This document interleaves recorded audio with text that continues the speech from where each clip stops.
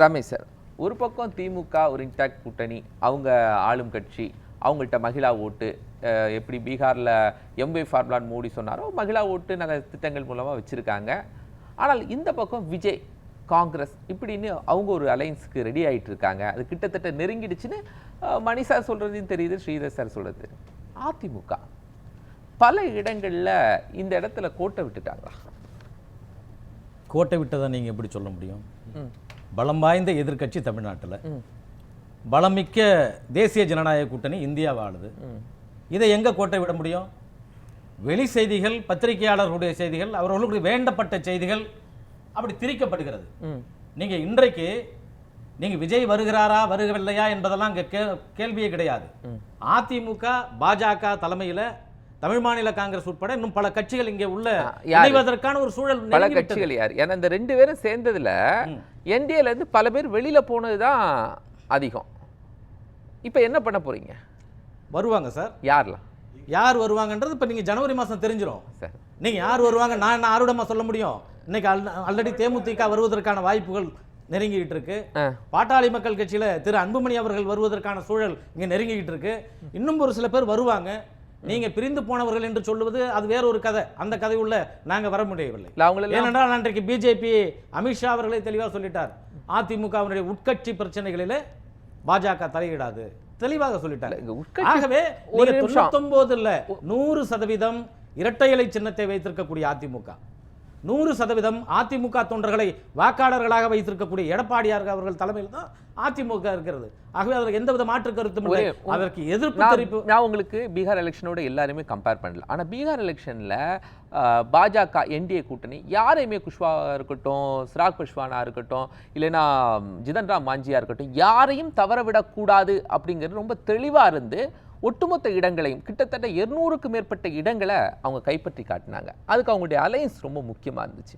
அந்த மாதிரி ஒரு வலிமையான எல்லோரையும் உள்ளடக்கிய அப்படிங்கிற இங்க ஃபார்முலா தப்பா போகுது இல்லை? அந்த சூழலை தான் நேற்று மாண்புமிகு எதிர்க்கட்சி தலைவர் அவர்களை எங்கள் தலைவர் ஐயா ஜி.கே. வாசன் அவர்கள் சந்தித்துட்டு வெளியில் வருகின்ற பொழுது அவருடைய பேட்டியில் சொல்கிறாங்க, நீங்கள் பீகாரில் எப்படி தேசிய ஜனநாயக கூட்டணி வெற்றி வாய்ப்பை பெற்றதோ அதற்கான வாய்ப்பு தமிழகத்தில் பிரகாசமாக இருக்கிறது, பல்வேறு கட்சிகள் உள்ளே வருவதற்கான வாய்ப்புகள் இருக்கிறது என்று சொல்லிவிட்டு போயிருக்கிறார். என்டிஏ 2024 பெற்ற வாக்குகள்ல டிடிவி தினகரனுடைய வாக்குகள் இருக்கு, ஓபிஎஸ் உடைய வாக்குகள் இருக்கு, புதிய தமிழகம் கட்சியினுடைய வாக்கு, எல்லா வாக்குகளும் அதுக்குள்ள அடங்குதில்ல. அதான் நான் கடந்த முறை கூட ஒரு பேட்டியில் சொன்னேன். இன்றைக்கு டிடிவி தினகரன் அவர்கள் நின்னது கூட அவருடைய தொகுதியில் பெரும்பான்மையான வாக்குகளை வாங்கிவிட்டார். ஆனால் அவருடைய வேட்பாளர் திருச்சியில் செந்தில்நாதன் என்பவர் நின்னார். ஆனால் அவருடைய வாக்குகள் 80,000 வாக்குகள் தான். அதே போல ஐயா ஓபிஎஸ் அவர்கள் பலாப்பழம் சின்னத்தில் வாங்கினார். அவருடைய தனிப்பட்ட செல்வாக்கின் அடிப்படையில் வாங்கப்பட்டது. ஆகவே நீங்க பிஜேபியினுடைய வாக்கு வங்கியும் கூட அதோடு சேர்த்து அவர்களுடைய தனிப்பட்டனுடைய வாக்கு வங்கி, இன்னும் ஒன்று சொல்லப்போனால் அது யாருக்காக வாக்களிக்கப்பட்டது என்றால் இந்த தேசத்தினுடைய பிரதமர் யார் ஆள வேண்டும் என்பதற்காக அளிக்கப்பட்ட வாக்கு. நீங்க முதலமைச்சருக்கான வாக்கா, நீங்க ராகுல் காந்தியா அல்லது மோடி வேண்டுமா என்று கேள்வி கேட்கின்ற பொழுது மோடி வேண்டும் என்று வாக்களிக்கப்பட்ட அப்படி ஒரு ஸ்ட்ராட்டஜி நீங்க சொன்னீங்கன்னா பெரம்பூர்ல பாரிவேந்தர் வாங்கி இருக்கணும். இப்படி இங்க ஒவ்வொரு பாஜக சார்பில் யாரெல்லாம் களமிறங்கினார்களோ அவங்களுக்கெல்லாம் நீங்க இந்த விஷயத்தை சொல்லணும். அவங்களுடைய தனிப்பட்ட செல்வாக்கு அந்த தென் தமிழகத்தை எடுத்துக்கிட்டீங்கன்னா பெரும்பாலான இடங்கள்ல என்டிஏ கூட்டணி 2வது இடத்திற்கும் அதிமுக 3வது இடத்திற்கும் போனதை உங்களால பார்க்க முடியும். அதுக்கு காரணம் பாஜகவுடைய செல்வாக்கு மட்டும்தான். டிடிவி ஓபிஎஸ் இவங்களுடைய செல்வாக்குகள் எல்லாம் இல்லை அப்படின்னு பார்க்க மறுக்கல. நீங்க பாஜகவினுடைய செல்வாக்கு நீங்க திருமிகு மோடி அவர்களுக்கு போட வேண்டும் என்ற வாக்கு ஒருபுறம் இருந்தாலும் அவர்களுடைய அந்த தொகுதிக்குட்பட்ட தனிப்பட்ட செல்வாக்கு அப்படி 20,000 ஓட்டு 30,000 வாக்கு. ஆகவே ஒரு சட்டமன்றத்துக்கு ஒரு 5,000 அப்படிதான் அமித்ஷா கால்குலேட் பண்ணாரா? எது சார்? டிடிவி உடைய தனிப்பட்ட செல்வாக்கையும் ஓபிஎஸ் உடைய தனிப்பட்ட செல்வாக்கையும் அந்த தொகுதிக்குட்பட்ட அவர்கள் அதை மட்டும் தான் அமித்ஷாவுடைய கால்குலேஷன்ல இருந்துச்சா? இல்ல நீங்க திரு ஜி.கே. வாசனுக்கும் உண்மையாவே அவங்க 2 பேருக்கும் அந்த தொகுதியில மட்டும்தான் செல்வாக்கு அப்படின்னு ஜி.கே. வாசனும் கால்குலேட் பண்றாரா? நீங்க வெளிப்படையா சொல்லுங்க. இல்ல எங்களை பொறுத்தளவுக்கு அதை தாண்டி 2 பேருக்கும் தென் மாவட்டங்கள்ல செல்வாக்கு கிடையாதுங்கிறீங்களா? நாங்க அதை சொல்ல வரலங்க. இல்ல நீங்க சொல்லணுங்க. இல்ல நான் சொல்ல வந்து பாஜகவுக்கு மோடிக்காக அளிக்கப்படக்கூடிய வாய்ப்பு, அவர் வேட்பாளராக நிற்கிறார், அவர் ஒரு முதலமைச்சர். என்னுடைய கேள்வியை உங்களுக்கு உள்வாங்கி இருப்பீங்க ரமேஷ் சார். உங்களுக்கு டிடிவி தினகரனும் ஓபிஎஸ் அவர்களுக்கும் இதை தாண்டிய செல்வாக்கு இல்லை தென் மாவட்டங்கள்ல அப்படின்னு சொல்றீங்களா? சார் அவர்களுடைய தொகுதிக்குட்பட்டு தான் சார் இருக்கு. அப்படி இருந்தால் நீங்க ஒட்டுமொத்த தென் அதிமுக மாவட்ட- இல்ல, அதிமுக இன்றைக்கு 99% வாக்குவாதத்தை வைத்திருக்காது. எடப்பாடியார் கட்சியில கட்சி கண்ட்ரோல்ல இருக்காது. நீங்க அப்படின்னு முடிவு பண்ணியிருந்தால் இன்றைக்கு திருமிகு டிடிவி அவர்கள் கையிலையும் ஐயா ஓபிஎஸ் அவர்கள் கையிலும் தான் அதிமுக இருக்கணும். நீங்க இப்ப செங்கோட்டையனை வச்சு மிகப்பெரிய இப்ப ஒரு பிரச்சனைகள் கிளப்பினாங்க. அப்படின்னு பார்த்தா அதிமுக பல கோணங்களாக பிளவுபட்டிருக்க வேண்டும். அதற்கான வாய்ப்புகள் இல்லையே. நிதிஷ்குமாரோடு ஜிதன் ராம் மாஞ்சி முரண்பட்டார். சிராக் பஸ்வான் எந்த அளவுக்கு முரண்பட்டார்? நீங்க ராம்விலாஸ் பஸ்வான் காலத்துல இருந்தே ரெண்டு பேருக்கு இடையில எவ்வளவு பெரிய முரண்பாடு இருந்துச்சு. ஒரு தேர்தல் நாள்ல சிராக் பஸ்வான் வீட்டுல யாரெல்லாம் இணைகிறாங்க? அமித்ஷா இணைகிறாரு, நிதிஷ்குமார் சிராக் பஸ்வான் வீட்டுக்கு போறாரு. இந்த மாதிரியான ஒரு வலிமையான சூழ்நிலையை அமித்ஷா உருவாக்குனார். அது தனித்தனி கட்சி. நீங்க சிராக் பஸ்வான் கட்சி தனி கட்சி. நீங்க மாஞ்சி கட்சி அவர்களுடைய தனி கட்சியாக உருவாக்கி விட்டு போயிட்டார். ஆகவே நீங்க தனித்தனி கட்சிகள் ஒன்றாக சேர்ந்து அமமுக தனி கட்சி தானே. தனி கட்சி தான். அமமுக தனி கட்சி தானே. நாங்கள் அதை வரவேற்க தயாராக இருக்கிறோம். நீங்க தேசிய ஜனநாயக கூட்டணி அமமுகவை வரவேற்பதற்கு தயாராக இருக்கிறது. அவர்தான் வர மாட்டார். இப்ப புரிஞ்சுக்குங்க சார். இப்போ நிதிஷ்குமார் அந்த ஊர்ல இருந்துட்டு அவர் என்ன பண்றாரு? தனக்கு முரண்பட்ட நபருடைய இல்லங்களுக்கே செல்லுகிறார். அந்த மாதிரி ஒரு அமித்ஷாவால இல்ல ஜி.கே. வாசனால எடப்பாடி பழனிசாமியை இவர்களுடைய இல்லங்களுக்கு அழைத்து சென்று விட முடியுமான்னு என்னுடைய கேள்வி சார். அதற்கான சூழலும் வெட்டப்படலாம், அதில் மாற்று கருத்து இல்லை. தேர்தல் நெருங்கி வருகின்ற பொழுது, நீங்கள் ஜனவரி மாதம் வருகின்ற பொழுது எல்லா சூழலும் நடக்கலாம். இன்றைக்கு நான் அமமுக தேசிய ஜனநாயக கூட்டணியோடு வரமாட்டேன். மணி சார் சிரிக்கிறாங்க. என்ன சார் தேவையில்லை, மணி சார் முதலமைச்சர் வேட்பாளராக சொல்லுகிறார். மணி சார் இல்லை, அதாவது தென் மாவட்டங்களில் தான் அமமுகவினுடைய வாக்குகள் அல்லது விழுந்த வாக்குகள் டிடிவி தினகரனுக்கு அங்கே தேனியில், அதே போல் ஓபிஎஸ்க்கு ராமநாதபுரத்தில் விழுந்த வாக்குகள், கோவில்பட்டியில் விழுந்தும் விழாத வாக்குகள் டிடிவிக்கு சட்டமன்றத்தில் எல்லாமே குறிப்பாக முக்குளத்தோர் வாக்குகள் தென் மாவட்டத்தினுடைய அங்குலம் அங்குலமாக கிராமம் கிராமமாக தெரியும். எனக்கு சமூகமாக தெரியும். என்ன பிரச்சனைன்னு சொன்னால், மோடியை பிரதமராக கொண்டு வருவதா இல்லை ராகுலா என்பதில் தமிழ்நாட்டில் பிளவுபட்டது எல்லாம் உண்மை. அவர் சொல்கிறதெல்லாம் உண்மை. ஆனால் ராமநாதபுரத்தில் அப்படி இல்லை. அமமுக அதிமுகவும் அல்ல, அது வேற ஒரு கட்சி, சரிதானா? அதனால் உள்ளவர்களை இணைப்பது என்ற விஷயம் அல்ல, வெளியுள்ளவர். ஓபிஎஸ்க்கு நீங்கள் 3வது இடத்துக்கு அதிமுக போனது என்பது தான் வெளியில் நீங்கள் பார்க்கறது. நான் கண்ணால் நேரில் பார்க்கறது, நேரில் அங்கே உள்ள விஷயம். அதாவது மறவர் சமூகத்தில் கிளையுள்ள மறவர், கிளையில்லாத மறவர் எல்லோருமே வந்தாங்க, சரிதானா? என்ன ஓபிஎஸ் உடன் அது வெளியுள்ளவங்களுக்கு புரியாது அந்த நான் சொல்லக்கூடிய சொல்லாடலாம். அது அங்கே உள்ள யதார்த்தமான சூழல். அதிமுகவில் இருப்பவர்கள் உடன் வாக்கு சேகரிக்கவும் வந்தார்கள், வாக்களிக்கவும் செய்தார்கள், சரிதானா? என்ன அதனால தான் அதிமுக 3வது இடத்துக்கு போனது. அதனால் அந்த முக்குளத்தோர் வாக்குகள் என்பது தென் மாவட்டங்களில் உள்ளபடியே 2019 2021 குறிப்பாக, ஏன்னா அந்த 10.5 அரசாணை வந்த பிறகு என்பது அதிமுகவுக்கு தான் பாரம்பரியமாக பெரும்பான்மையாக வரும் என்று முக்குளத்தோர்னு வெளியில் உள்ளவங்களாம் நினச்சிட்டு இருக்காங்க. முக்குளத்தோர் என்பது 4 சாதி. அது கள்ளர் அகமுடையார் என்பதனுடைய எண்ணிக்கையே பெருசாக சேர்க்கறதில்ல. அங்கே மிகவும் பின்தங்கிய நிலையில் இருக்கக்கூடிய எம்பிசியில் இருக்கக்கூடிய, அதாவது டீனாட்டிஃபைடு ட்ரைபில் இருக்கக்கூடிய பிரமலை கள்ளர்கள் மறவர்கள் என்பது தான் அங்கு வேறொரு கணக்கு. அதில் மறவர்களில் 90 விழுக்காடு அதிமுகவினுடைய வாக்குகளாகத்தான் பாரம்பரியமாக இருந்தது. அந்த பரப்புரை இருக்குத ஓபிஎஸ், சசிகலா, அதற்கு பிறகு டிடிவி தினகரன், இந்த எல்லாரும் வெளியேற்றப்பட்ட பரப்புரைக்கு பிறகு சமூக ரீதியான ஒரு வேறுபாடு என்பது உளவியல் ரீதியாக அந்த அதிமுகக்குள்ள இருக்கு. மாபுக்கு போயிட்டு அதில் தான் ஓபிஎஸ்க்கும் டிடிவிக்கும் தரையிறங்கிய வாக்குகள். இது அமித்ஷாக்கும் மோடிக்கும் தெரியாதா சார்? இப்படி ஒரு சூழல் அமித்ஷாவுக்கு எல்லாத்துக்கும் அமித்ஷா தான் கடவுள். அவர் என்ன மோடி அண்ட் டேடி என்ற பாலிடிக்ஸ் பண்ணுறவன்லாம் நான், எனக்கு அந்த மதிப்பீடு வேற ஒன்று. அமித்ஷாக்கெல்லாம் ஒன்றும் தெரியாது, சம்மந்தம் கிடையாது. இது நான் தென் மாவட்டத்தில் இருக்கக்கூடிய மாவட்டங்களை பற்றியும் கிராமங்களை பற்றியும் சொல்லிக்கிட்டு இருக்கேன், புரியுதுங்களா? எதுக்கு எடுத்தாலும் அமித்ஷா, உலகத்தில் எது நடந்தாலும் அமித்ஷா, தப்பு எது நடந்தாலும் அமித்ஷா, ரைட்டு எது நடந்தாலும் அமித்ஷாங்கிற பாலிடிக்ஸ் எல்லாம் வேண்டாம், அதெல்லாம் ஒன்றும் எடுபடாது, புரியுதுங்களா? தமிழ்நாட்டில் பொதுவாக பார்த்தீங்கன்னு சொன்னால் பாஜக எதிர்ப்பு, அமித்ஷா எதிர்ப்பு தான் அதிகமாக இருக்கும். மோடியை கூட ஏற்றுக்குவாங்க, அமித்ஷா ஏற்றுக்க மாட்டாங்க, இப்படிலாம் வரும். அது வேணாம், அந்த பாலிடிக்ஸ் வேண்டாம். அங்கே இருக்கக்கூடிய சூழலை சொல்கிறேன். அவர்கள் இப்பொழுது எங்கே போகிறார்கள்? திமுகவுக்கு வாக்களிப்பார்களா வரும் தேர்தலில்? அதில் கணிசமாக அப்படியே வந்து தாவேக்காக்கு போகுதுங்க. தேனி மாவட்டத்திலையும் நீங்கள் வந்து சாதாரணமாக மதுரையில் தொடங்கி வந்து உசிலம்பட்டி வர பார்க்குறோங்க. சாதாரணமாக இளைஞர்கள் வருவாங்க, அல்லது வந்து 40 வயது வரை உள்ள பெண்கள் வருவாங்கன்னு சொல்லிட்டு இருந்ததெல்லாம் தாண்டி 60 வயது வரை உள்ள பெண்கள்லாம் வர்றாங்கங்க. அப்படியே அன்றைக்கி நிகழ்ச்சிக்கும் அப்படி தான் வந்தாங்கங்க வேனில். ஏன்னா 16ஆம் தேதி ஆர்ப்பாட்டத்துக்கும்.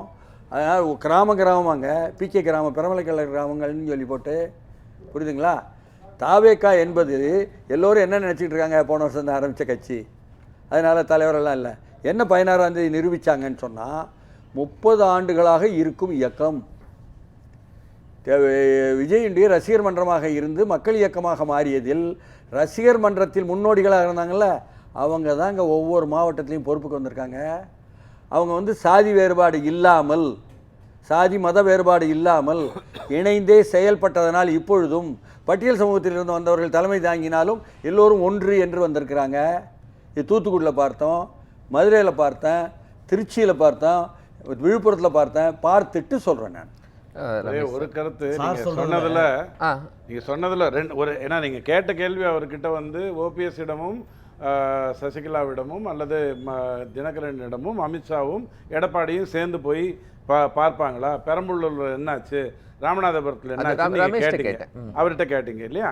இல்லை, சார் சொன்னது வந்து தாவேக்கா எப்படி இப்போ +2 பாஸ் பண்ணி பிகாம்க்கு வந்துட்டு இருக்குங்கிறத சொன்னார். நியாயமான கருத்து, நான் அதை வந்து மறுக்கவே இல்லை. நீங்கள் கேட்ட கேள்விக்கு மட்டும் நான் வர சொல்கிறேன். ஐயா, ராமநாதபுரத்தில் ஓபிஎஸ் ஐயா 2024 வாங்கின அதே வாக்கு 800 வாக்கு கம்மியாக நயனார் நாகேந்திரன் 2019 வாங்கினார். அப்போ பிஜேபி அதிமுக கூட்டணியாக இருந்தது. இங்கே பிஜேபி அண்ட் ஓபிஎஸ் மட்டும் 2024 நின்றாங்க. 800 வாக்கு தான் அதிக வந்தது ஓபிஎஸ் ஐயா ராமநாதபுரத்தில் நின்றதுனால. பெரம்பலூரை பொறுத்த வரைக்கும் 80,000 வாக்குகள் திமுகவுக்கு குறைந்துட்டு என்னாச்சு அப்படின்னு சொன்னால், அந்த 80,000 வாக்கை அதிமுகவும் பிஜேபியும் 3.74 2.80ன்னு சொல்லி இணைந்து வாங்கியது அந்த 80,000 வாக்கு. ஸோ பெரம்பலூரில் ஒன்றும் ஓபிஎஸ்க்காகவோ டிடிவிக்காகவோ எதுவும் வரல. பிஜேபி அதிமுகங்கிற அடிப்படையில் திமுக வாக்குகள் குறைந்தது. அதை அதிமுகவும் பிஜேபியும் 2024 தனித்தனியாக அள்ளியது, 2019 சேர்ந்து அள்ளியது. இவ்வளவுதான் அதில் இருக்க வேண்டிய வித்தியாசம். ஸோ நீங்கள் சொல்கிற மாதிரி கண்டிப்பாக எடப்பாடி ஐயாவை அழைத்து கொண்டு சிராக் பாஸ்வானுக்கும் ஓபிஎஸ் டிடிவிக்கும் நிறைய வித்தியாசம் இருக்குது, அது வேற விவாதம். ஆனால் அங்கெல்லாம் போய் பண்ணுறதுக்கு வாய்ப்பே இல்லை. இந்த செங்கோட்டையன் ஐயாவுடைய முயற்சி இதோட தடைப்பட்டு நிற்கும். ஒன்று வாய்ப்பு இருக்குது. தலைப்புக்கு வந்துடுறேன். திமுக கூட்டணியில் அதிமுகவிலிருந்து பிரிந்து வந்தவர்கள்னு ஒன்று வரும்.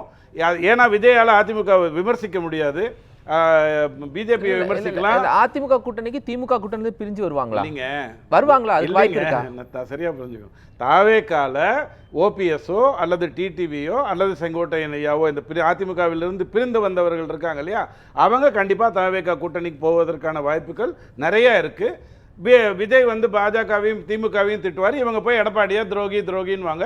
யாருக்கு துரோகம் பண்ணான்னு மட்டும் சொல்லவே மாட்டாங்க. ரமேஷ், மணி சார் சொன்னாங்க, பட் அதில் எந்த மாற்று கருத்தும் இல்லை. கூட்டம் இருக்குது, கூட்டம் வருது. இப்போ பிரசாந்த் கிஷோர் அவங்க வந்து அவருக்கு ஒரு ரிப்போர்ட் கொடுத்துட்டு போனார், 20% வாக்கு வங்கி இருக்குன்னு. இன்றைக்கி அவராலேயே அங்கே நிரூபிக்க முடியல. கூட்டத்தை வைத்து நிரூபிக்கப்படாத வாக்கு வங்கியை வச்சுக்கிட்டு நீங்கள் தேர்தல் கடித்து அது 0 இருக்கா அல்லது 1 இருக்கா 2 இருக்கா 5 இருக்கா சரிபார்க்க. உங்களுக்கு இன்னும் தெரியும், உங்க கூட்டணியில இருக்கக்கூடிய இபிஎஸ் அவர்கள் தாவேக்கா தன்னுடைய கூட்டணிக்கு வரணும்னு விரும்பினாரா இல்லையா, எவ்வளவு தொகுதிகள் வர உள்ள பேசப்பட்டுச்சு அப்படிங்கிற ஒரு தகவல்கள் நீங்க இதுவரை கேட்டிருக்கீங்களா? ஒரு அரசியல் கட்சிக்கு கூட்டணி என்பது எல்லாருக்குமே ஒரு பெரிய கட்சி எங்களோடு வருகிறது. ஒரே நிமிஷம் தாவேக்கா ஒரு பெரிய கட்சி எங்களோடு வருகிறது, அதுக்கான சூழல்லாம் இருந்துச்சு. முதல்ல சொன்னாங்க 2011 இதே கலைஞரை வந்து பழ நடுவி பாலில் விடுன்னு தேமுதிகவுக்கு காத்திருந்த காலகட்டம் உண்டு. விருப்பங்கள், நீங்க ஏன் விருப்பத்தை போட முடியும்? கடைசி வரை விருப்பப்பட்டு நாங்க 2016 விருப்பப்பட்டு விருப்பத்தின் விஜயகாந்த் வரல, அதனால திமுக காங்கிரஸ் கூட்டணி 2014 தோல்வி அடைந்தது. இப்ப நான் என்ன சொல்றேன், விருப்பத்தை தெரிவித்திருக்காங்க. பொதுவா விருப்பம்ன்றது அங்க கொடி வந்து ஒரு தொண்டர்களா எடுத்துட்டு வந்து காமிச்சதுல அவர் கொடியை பார்த்துட்டு சொல்றாரு எடப்பாடியார் அவர்கள். அப்ப அவருக்கு ஆசை இருக்கு அரசியல் கட்சிக்கு கூட்டணி பலமா இருந்தா நல்லதுதான் நினைப்போம். இது என்ன இருக்கு? அது பெரிய கட்சின்னு சொன்னாரே, நீங்க பெரிய கட்சின்னு சொன்னாரே, ஒரு பெரிய கட்சி எங்களோடு வரப்போகிறது. பிரம்மாண்டமான கட்சின்னு சொன்னார். நான் எதை சொல்றாரு சார், விருப்பத்தின் அடிப்படையில நீங்க பிரபலம் பிரம்மாண்டம் இருக்கு அது சொல்றாரு. சங்கர் படம் மாதிரி நீங்க விருப்பத்தின் அடிப்படையில உதாரணத்துக்கு ஆந்திரா மாதிரி வச்சுக்கோங்களேன், பவன் கல்யாண் மாதிரி வச்சுக்கோங்களேன். விஜய ஒருவேளை வந்தால் நீங்க அதிமுக பலப்படும், திமுக கிட்டத்தட்ட தோற்பதற்கான முழு உறுதி வரும் என்பது விருப்பப்பட்டிருக்கு. அதுல எந்த மாற்று கருத்துல ஒரே ஒரு கருத்தை சொல்றேன். நீங்க இன்றைக்கு விஜயை பிரம்மாண்டமாக நினைத்துக் கொண்டு அவர் பலம் இல்லாமல் நிரூபிக்கப்படாத வாக்கு வங்கி வைத்துக்கொண்டு தனியாக தேர்தல் நின்னால் அவரால் தேர்ச்சி பெற முடியாது என்பதை அவரால் முடியாது. அவர் இல்லாமல் இபிஎஸ் ஆல் வெற்றி பெற அவர் பலம் வாய்ந்த ஒரு கட்சியோடு இணைந்தால் மட்டும்தான் அதற்கான வாய்ப்பு உண்டு. இன்னைக்கு பல்வேறு ஊடகங்கள், பல்வேறு அரசியல் திறனாய்வாளர்கள், அரசியல் விமர்சகர்கள், பல்வேறு இந்த பொலிட்டிக்கல் சஃபாலஜிஸ்ட் இவங்க எடுத்த சர்வேல எல்லாம் சற்றேறக்குறை 20-25% வாக்குகள் தாவக இருக்குன்னு சொல்றாங்க. நாங்க எடுக்கல. ஆனா நான் சொல்றேன் அதுக்கு பின்னாடி அது நாங்க தாவ எடுக்கல. இது ஒரு ஜெனரலான ஒப்பீனியன் இப்ப நிலவி. கிஷோர் 200 இடத்துல ஜெயிக்க வச்சிட்டாரு. ஆனால் அவர் மணி சார் சொன்ன மாதிரி களத்தில் நாங்கள், அதாவது நாங்க இதுக்காக பேசல, அந்த டிபேட்டுக்காக பேசல, களத்தில் நாங்க இருந்து மக்களோட இன்டராக்ட் பண்றதுல மக்களுடைய முகங்களையும் அவருடைய வரவேற்பை நாங்கள் பார்க்கின்ற பொழுது அவர் கேட்கணும், என்னம்மா எதுக்குமா நீங்க தாவாக்காக ஓட்டு போடுறீங்க அப்படின்னு சொல்லும்போது, ஐயா மகாராசன் அவர் தான் வரணும், அவர் மேல நான் நம்புறேங்க அப்படிங்கிறதுனால ஒரு பொதுவான ஒரு வரவேற்பு பொதுமக்கள் மத்தியில தாவேக்காவுக்கு இருக்குது, தாவேக்கா தலைவருக்கு இருக்குது. இதை யாரும் ஒதுக்கி விட முடியாது. இது எல்லாருக்கும் தெரியும், எல்லா கட்சிக்கும் தெரியும், டிஎம்கேக்கு தெரியும், எல்லா கட்சிகளுக்கும் தெரியும். ஆனால் அரசியலுக்காக சிலர் பேசலாம், ஆனால் இதனுடைய உண்மை 2026 தெரிய போகிறது. பேசும்.